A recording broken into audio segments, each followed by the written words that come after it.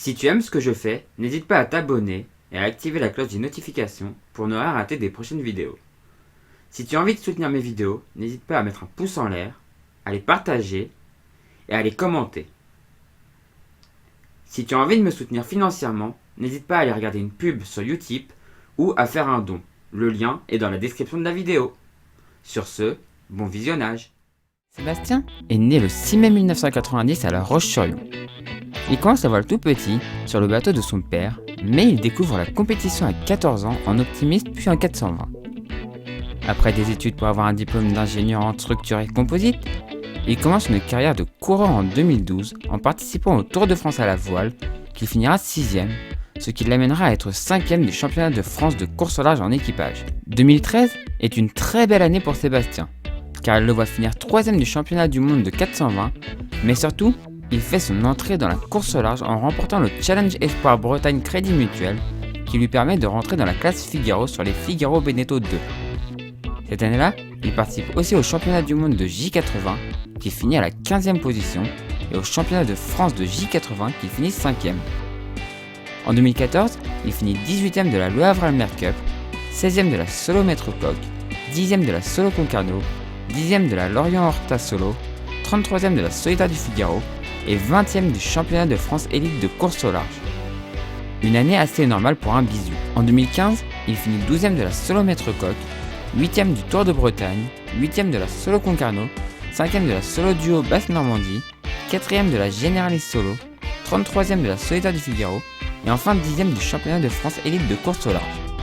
Déjà une très belle progression qui se confirme par la suite avec en 2016 une 13ème place sur la Le Havre-Almer Cup, 5ème de la Douarnenez Horta Solo, 4ème de la Tournate AG2R, 2ème de la Solo Concarneau, 11ème de la Solitaire du Figaro et enfin une 5ème place au championnat de France élite de course au large. Sébastien rentre dans la cour des grands et commence vraiment à se faire un nom. En 2017, il continue en Figaro et finit 10ème de la Solo Concarneau, 6ème de la Douarnenez Fastnet Solo, 2ème du Tour de Bretagne, 2ème de la Solo Maître Coq, 2ème de la Solo Normandie, 4ème de la Solitaire du Figaro et finira 3ème du championnat de France élite de course au large. Une très belle année, mais c'est rien du tout par rapport à la suivante, qui sera d'ailleurs sa dernière année en Figaro.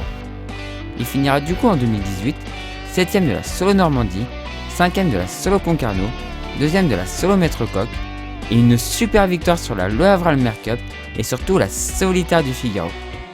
Il s'empare aussi de la première place au championnat de France élite de course au large. 2018 aura aussi été une année de grosses annonces, car c'est cette année-là que Sébastien a annoncé qu'il allait faire le prochain Vendée Globe sur un bateau qui sera mis à l'eau en 2019. Avant de recevoir son nouveau bateau, il s'entraîne sur le PRB de Kevin Escoffier, qui lui aussi est équipé de foils. Avec ce bateau, il rate malheureusement le record de la route de la découverte, mais remporte quand même le Grand Prix Guyader et la Bermude Millways. Son nouveau bateau est ensuite mis à l'eau. Ce voilier est un plan One Jean avec des foils plus arrondis que les autres IMOCA. Une autre particularité de ce bateau est son étrave très fine contrairement aux autres bateaux récents. Malheureusement, depuis sa mise à l'eau, ce bateau enchaîne les problèmes plus ou moins graves. Cela commencera par un abandon sur la Fastnet Race à la suite d'une panne électronique. Il finira 11ème du défi Azimut, mais sur le convoyage qui doit l'amener au Havre pour le départ de la Jacques Vabre, Sébastien Simon voit un des foils de son IMOCA cassé peu avant d'arriver. Qu'à cela ne tienne, il prend quand même le départ avec Vincent Rioux. Mais en approche du Brésil, c'est le deuxième foil qui casse. Ils finiront quand même à la 8ème place de l'épreuve. Le bateau est quand même ramené par la mer, puis est mis en chantier en même temps que de nouveaux foils sont mis en construction. Après le chantier, le bateau est remis à l'eau et est équipé de ces nouveaux foils. Sébastien s'entraîne du coup pour la Vendée Arctique Les Sables et en prend le départ. Malheureusement, le sort s'acharne quand après quelques heures de mer, un de ses foils le casse.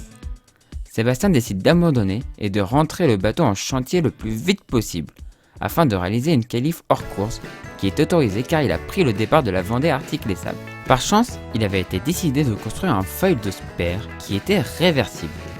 Les deux ont été renforcés et Sébastien a pu aller se qualifier. Des foils sont actuellement en construction et seront livrés juste avant le départ du Vendée Globe. C'est donc sur un bateau dont on ne saura pas réellement la fiabilité au moment du départ du Vendée Globe que Sébastien va s'élancer. On a par contre pu voir que quand le bateau était à 100% de son potentiel, il était redoutable. Et Sébastien sait bien le mener. On espère du coup que la fiabilité va suivre. Sébastien est un marin sympa qui m'a fait beaucoup de peine à l'arrivée après son abandon sur la Vendée Arctique. Mais c'est aussi un battant qui a su se relever depuis et qui est maintenant focus sur l'objectif Vendée Globe. On a pu voir au cours de son histoire que c'est aussi un compétiteur qui risque de se battre avec les meilleurs et c'est tout ce qu'on lui souhaite. Dans tous les cas, on le suivra comme tous les autres skippers sur cette chaîne.